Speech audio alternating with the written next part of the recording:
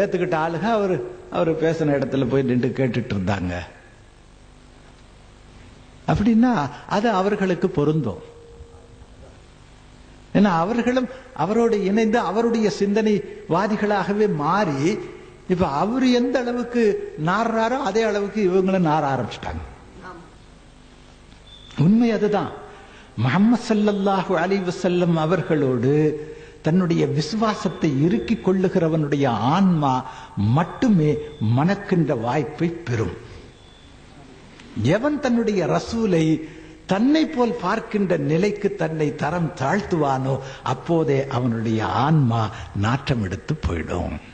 உங்களுக்கு சந்தேகம் வேண்டாம். ஏன்னா அவன் ஹபீஸாக இருக்கிறான். அல் ஹபீஸாத் லில் ஹபீஸீன வல் ஹபீஸூன லில் ஹபீஸாத். அல்லாஹ் குர்ஆன்ல சொல்றான், ஹபீஸான ஆணுக்கு ஹபீஸான பெண்ணை கட்டி வைங்க, அதே மாதிரி ஹபீஸான பெண்ணுக்கு ஹபீஸான ஆம்பளையை கட்டி கொடுங்க.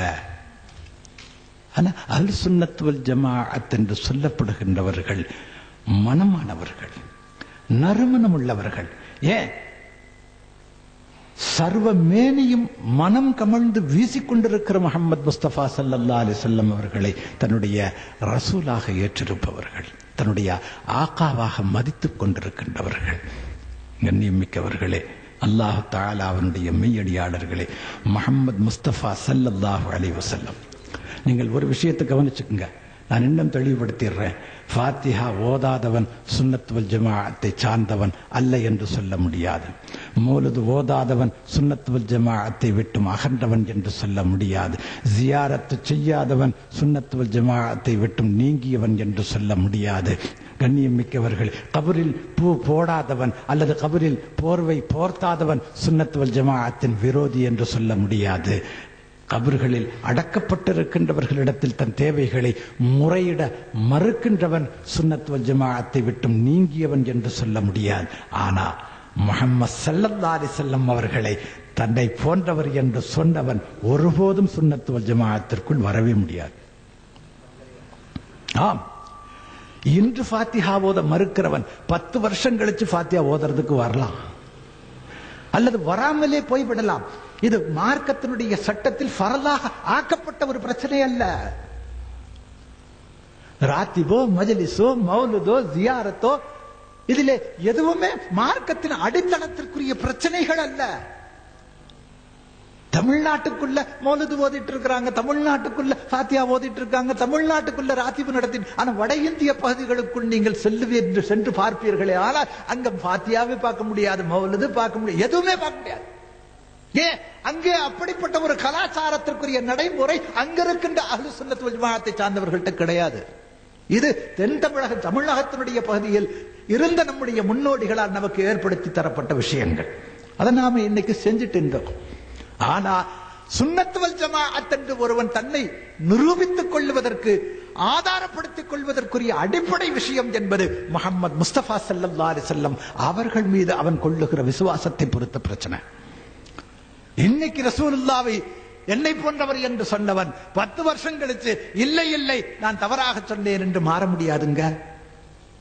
தௌபா செய்தல் என்று சொல்வது வேறு, ஆனால் அவன் மீது விழுகின்ற முத்திரை விழுந்ததுதான். 10 வருஷம் கழிச்சு இல்லை நான் அப்படி ஒரு தவறான கருத்தை கொண்டிருந்தேன் என்று சொன்னாலும் கூட, அங்கிட்டு இன்னும் 5 வருஷம் கழிச்சு 15 வருஷம் கழிச்சு ஒரு வீதியில் அவர் நடந்து சென்று கொண்டிருக்கின்ற போது அவனை பார்க்கின்றவன் சொல்லுவான், இந்த ஆளை பாத்தீங்களா, இந்த ஆளு ரசூலுல்லாவை என்னை போன்றவர் என்று சொன்ன ஆளு இப்ப தௌபா செஞ்சிட்டாரு. வந்துச்சா பேச்சு? தௌபா செஞ்சாலும் கூட இவர் சொன்னது திருப்பப்படுகிறதா இல்லையா? அந்த வார்த்தை மறுபடியும் பிரயோகிக்கப்படுகிறதா இல்லையா? ஆக அந்த கேவலம் என்பதும் அந்த இடித்துரைத்தல் என்று சொல்லப்படுவதும் அந்த குற்ற உணர்வும் அவருக்குள் மீண்டும் மீண்டும் மீண்டும் மீண்டும் அவருடைய உள்ளத்தில் பாய்ச்சப்பட்டு கொண்டுதான் இருக்கும். அதுல இருந்து அவர் மீள்றது கஷ்டம். ஆக கண்ணியம் மிக்கவர்களே, உங்களுடைய இந்த பூமியினுடைய வாழ்க்கை அல்லது ஆகிரத்துடைய வாழ்க்கை நீங்க எப்படியும் வாழலாம் என்று நினைச்சீங்கன்னா எப்படி வேணாலும் வாழுங்க, ஒன்னும் பிரச்சனை இல்லை. இங்க யாரும் உங்களை எந்த சுன்னத் வல் ஜமாஅத்துடைய ஆலிம் சாவும் உங்க கையை பிடிச்சி இழுக்க போறது கிடையாது. யாரும் உங்களை தடுக்க மாட்டாங்க.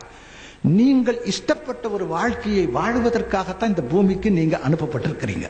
அதனால நீங்க எப்படி இஷ்டப்படுறீங்களோ அப்படி வாழலாம். ஆனால் அல்லாஹ்வும் ரசூலையும் ஏற்றதற்கு பிறகு உங்களுடைய வாழ்க்கை அவங்களுடைய இஷ்டப்படி மாறணும். அங்க அதுக்கு பிறகு உங்களுடைய இஷ்டம் என்பது வரக்கூடாதுங்க. அல்லாஹ் ரசூலை ஏற்காத நிலை வரை உங்களுடைய இஷ்டம். எப்ப நீங்க அல்லாஹ் ரசூலை ஏற்றுக்கொள்கிறீர்களோ அப்பவே நீங்க உங்களுடைய இஷ்டம் என்ற நிலையில் இருந்து நீங்க மாறி வந்துடணும். அல்லாஹ் ரசூலுடைய இஷ்டத்திற்கு உங்களை மாற்றிக்கொள்ள வேண்டும். அவர்களை எப்படியெல்லாம் நீங்கள் போற்ற வேண்டுமோ, புகழ வேண்டுமோ, உங்களுடைய உச்சந்தலை மீது வைத்து கொண்டாட வேண்டுமோ அப்படியெல்லாம் கொண்டாடுங்க. அதுல இந்த பூமியில இருக்கிற எந்த மனிதன் நீங்கள் செய்கின்ற காரியம் சரியல்ல என்று சொன்னாலும் சொல்லுகிறவன் எப்படிப்பட்ட மேதாவியாக இருந்தாலும் அவருடைய சொல்லுக்கு நீங்க கட்டுப்படாதீங்க, தேவையில்லை. உங்களுடைய ரசூலை புகழ்றதுக்கு வரைமுறை கிடையாது, எல்லை கிடையாது. உங்களுடைய ரசூல் புகழ்றதுக்கு எல்லை கிடையாதுங்க. ஏன்? அல்லாஹ் தஆலா முஹம்மது ஸல்லல்லாஹு அலைஹி வஸல்லம் அவர்களுடைய நூரை படைச்சான்னு சொன்னேன் இல்லையா? அப்படி படைத்த போது ஏற்பட்ட ஒரு சம்பவத்தை நான் உங்களுடைய சிந்தனைக்கு நான் அங்கு கொடுக்க இல்லை. பெருமானா ஸல்லல்லாஹு அலைஹி வஸல்லத்துடைய நூரை அல்லாஹ் தஆலா படைத்து அவனுக்கு முன்னால் அவன் நிறுத்தி வைத்த போது அல்லாஹ் சொல்றான், அந்த நூரை பார்த்து சொன்னா, இந்த நூரே முன்னால வான்னா, எனக்கு முன்னால வான்னு சொன்னான். அவனுக்கு முன்னால அந்த நூறு வருது. மறுபடியும் சொல்றான், இல்ல பின்னால போன்னு சொல்றான். திரும்ப பின்னால போகுது. மறுபடியும் முன்னால் வாழ்ந்து சொல்றான். திரும்ப முன்னால வருது, திரும்ப பின்னால போங்கிறான். இப்படி ஒரு முறை அல்ல, 5 முறை அல்லாஹ் தஆலா அந்த நூரை பார்த்து முன்னால வாணுது, பின்னால போன்னு சொல்லிச்சு. 5 முறையும் ஏன் என்னை முன்னால் கூப்பிடுகிறாய், பிறகு ஏன் பின்னால போ சொல்ற? ஒரு கேள்வி கூட அந்த நூறு அவனை பார்த்து கேட்கல. வான்னு சொன்னா வருது, போன போகுது. அதனுடைய அந்த பணிவு இருக்கு பாருங்க, வழிபடுதல் இருக்கு பாருங்க. அந்த வழிபாட்டை கவனித்த அல்லாஹ் அந்த நூறின் மீது கொண்ட சந்தோஷத்தில் அந்த நூரை பார்த்து கேட்கிறான், உனக்கு என்ன வேணும் கேளுன்னா.